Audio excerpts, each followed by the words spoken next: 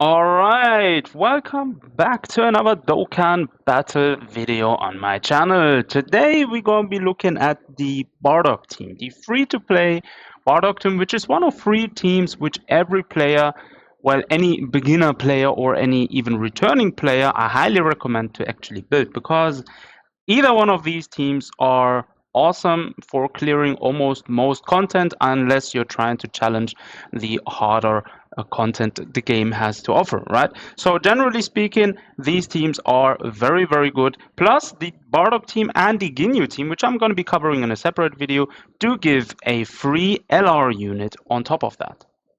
Right, so let's look at a team, right? So the team is something like this. This is the core team you want to have. You have the LR Bardock as your main, which is this one. This one is a free-to-play unit. By the way, everything's in German. Don't worry, I got you. I'm going to be translating everything you need to know. This character will be the leader unit. It has a 100%, 120% leader skill. However, the synergy between the team members within that team is very, very good. So let's look at the next one. The next character you're going to be having in here, right? It's gone. Right, so where were we? Anyways, the next character in the team will be this Bardock, which is also a free-to-play unit, which you will be getting from the quests. I'm going to be showing you details exactly how you should be farming this team and what exactly you should be doing step by step, right? So this one is the next unit in the team. If you just have a look at the link skills, you will notice that these characters within the same team, all of them share the exact same link skills. So you have 7 identical link skills. So essentially, these teams are also made for playing auto without focusing much on the right rotations, right? So generally speaking, you have an easy auto play, free to play team. This one, the Toma, is the next character. Then you have her, the Fasha. She's the only female Saiyan in the team. Then you have Totapo. And last but not least, you have the fat dude Banpukin. I'm hoping I'm pronouncing that name right. Anyways, so this is the core team. Now, how to acquire this team and how to actually go about farming it correctly. Right, so let's take a look. So when you head over to events, right? So you press on start on your main screen, go to events, and then you go to the tab where it says growth. So you're going to be going to growth, and when you scroll down here, you will find the Bardock quest which you want to be doing. This is the one you want to be doing. If you press on information, you will see exactly what the drops are for each of the stages. So there is. So on stage 1, the level 1 AGI, you will get one character, level 2 another one, level 3 another one, and so forth, right? Completing all of these will essentially have you get the entire team, right? Once you acquire the entire team, right, you will be able to challenge the the last one, right? And once you acquire this team, you will also be able to get the LR Bardock. So if you click on it and we click on missions, as you can see, there are missions which also will award you with dupes for these characters, which will award you with further dupes for the SSR units you can get. You also get a few dragon stones, Kaioshins, and statues, all the good stuff, right? So that's all in there. Now, how you want to be going about it, right? Ideally, you want to be farming each of the stages 1 to 5, a total amount of 14 times each, right? Now, you don't necessarily need to do it 14 times. If you click on one of them, I'm not really sure. Was there any benefit of choosing specific characters to get higher drop rate? Let's quickly have a look. Right, there is hard. Right. Okay. There wasn't any specific increase in drop rate. So yeah, it stands that it is. You will need to farm stage 1 to 5. Right. Click on information again.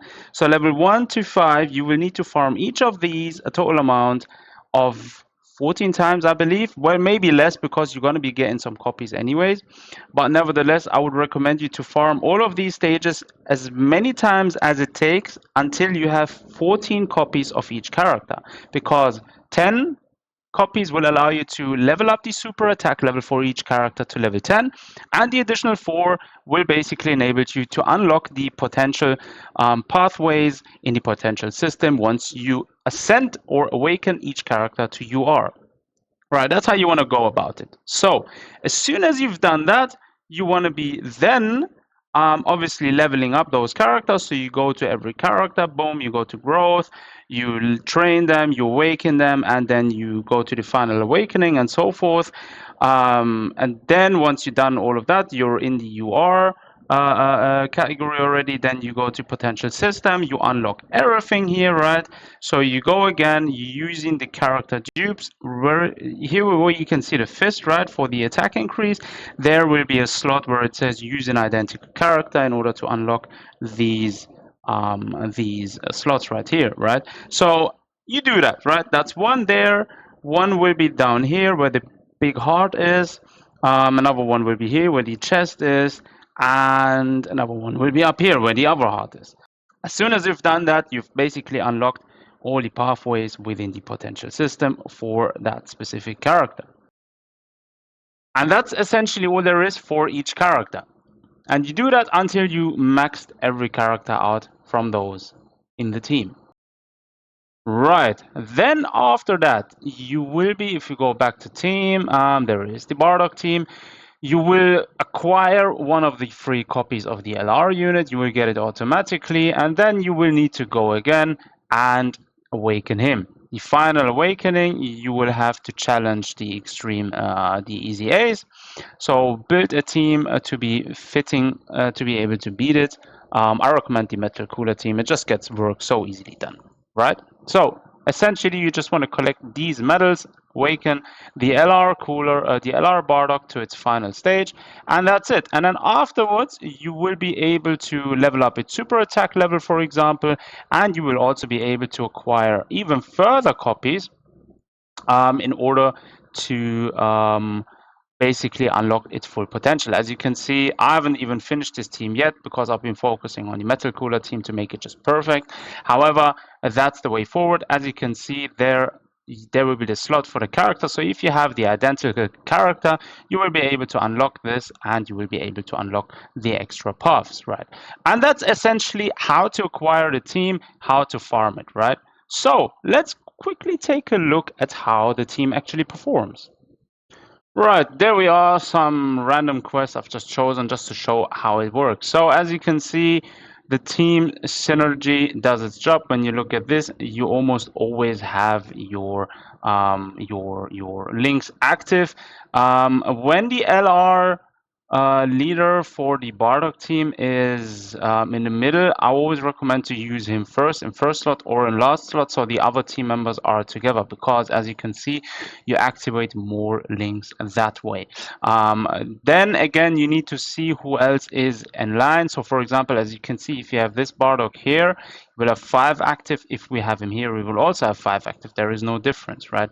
But if you move him to the middle, this Bardock and her, they will only have 5 links active. So there is also somewhat of a rotation to take care of when playing this team, but generally speaking, it's a very easy and simple auto setup. And then you just, for anyone who isn't familiar with how the game works, you just have your spheres according to your types, and you just try and connect these. The rainbow spheres are there for connecting multiple spheres of the same color. For example, if I had this, as you can see, we'll consume 2 rainbow spheres, or this one as well, right? So we're going to be doing the first one to get Bardock's ultimate ready, and the LR Bardock has actually some cool animations as well.